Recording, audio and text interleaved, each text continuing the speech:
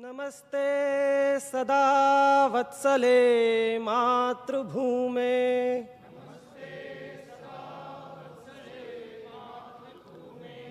त्वया हिंदू भूमे सुखं वर्धितो हम। आज है 2 अक्टूबर 2025। ठीक 100 साल पहले 1925 में नागपुर से जिस संगठन की शुरुआत हुई थी वह आज भारत के सबसे प्रभावशाली संगठनों में से एक बन चुका है। नाम है राष्ट्रीय स्वयंसेवक संघ यानी कि RSS। लेकिन RSS की यह शताब्दी वर्षगांठ सिर्फ जश्न का मौका नहीं है। यह वह पल है जब हमें देखना होगा कि इस संगठन ने आदिवासी समाज के साथ कैसा रिश्ता बनाया है। क्या आदिवासी समाज अपनी अलग संस्कृति और धर्म के साथ टिक पाएगा या फिर धीरे धीरे उसे वनवासी कहकर हिंदू समाज में समाहित कर दिया जाएगा। आइए इस पूरे इतिहास, रणनीति और प्रक्रिया को गहराई से समझते हैं। RSS की विचारधारा साफ कहती है भारत का हर समुदाय मूलतः हिंदू है। इसी सोच के कारण वह आदिवासी समाज को आदिवासी नहीं बल्कि वनवासी कहता है। आदिवासी यानी कि मूल निवासी जिनकी अपनी स्वतंत्र पहचान है, वनवासी यानी कि जंगल में रहने वाला हिंदू। यही शब्द बदलकर संघ आदिवासी समाज की पहचान को हिंदू पहचान से जोड़ने की कोशिश करता है। साल 1952 में जसपुर से शुरू हुआ वनवासी कल्याण आश्रम आज संघ की सबसे बड़ी जनजातीय शाखा है।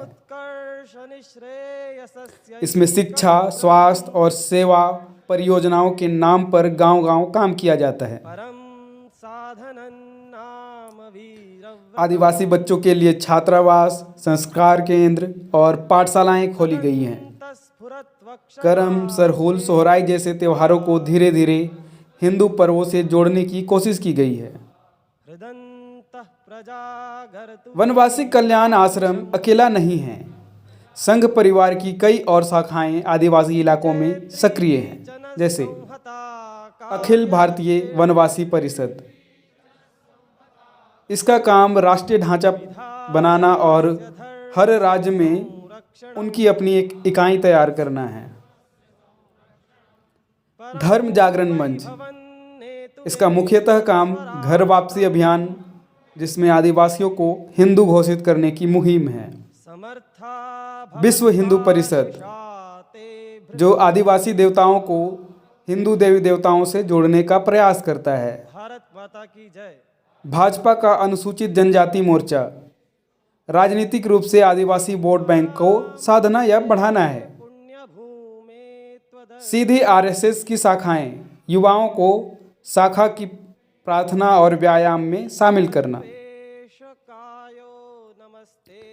RSS की जनजातीय शाखाएं कुछ खास तरीकों से काम करती है। शिक्षा, संघी विचारधारा के साथ पढ़ाई। धर्म, आदिवासी देवताओं का हिंदूकरण। संस्कृति, स्थानीय देवताओं का संस्कृतिकरण। धर्मांतरण विरोध, ईसाई मिशनरियों को रोकना।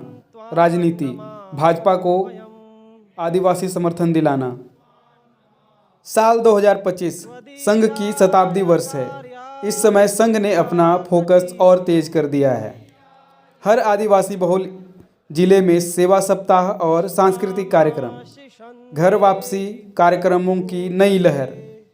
भाजपा और संघ दोनों की रणनीति आदिवासी वोट बैंक पर पकड़, लेकिन यह सब आदिवासी समाज को गहराई से झकझोर रहा है। आलोचक कहते हैं यह आदिवासी धर्म और संस्कृति की स्वतंत्रता पर हमला है। वनवासी शब्द आदिवासी पहचान को मिटाने का प्रयास है। सरना धर्म कोड की मांग इसी विरोध से जन्मी है। कई जगह टकराव भी हुए। झारखंड, छत्तीसगढ़ और ओडिशा में आदिवासी संगठन खुलकर विरोध कर रहे हैं। प्रतिक्रिया दो तरह की है। समर्थन, कुछ आदिवासी संघ की शिक्षा और सेवाओं से जुड़ते हैं, और दूसरा विरोध। अधिकतर आदिवासी संगठन कहते हैं हम ना हिंदू हैं ना ईसाई, हम आदिवासी हैं। आज 2 अक्टूबर 2025 आरएसएस अपने 100 साल पूरे कर चुका है। एक तरफ वह पूरे आत्मविश्वास के साथ कह रहा है कि आदिवासी समाज हिंदू है, दूसरी तरफ आदिवासी समाज अपनी पहचान, अपनी भाषा, अपने धर्म और अपने देवताओं को बचाने की लड़ाई लड़ रहा है।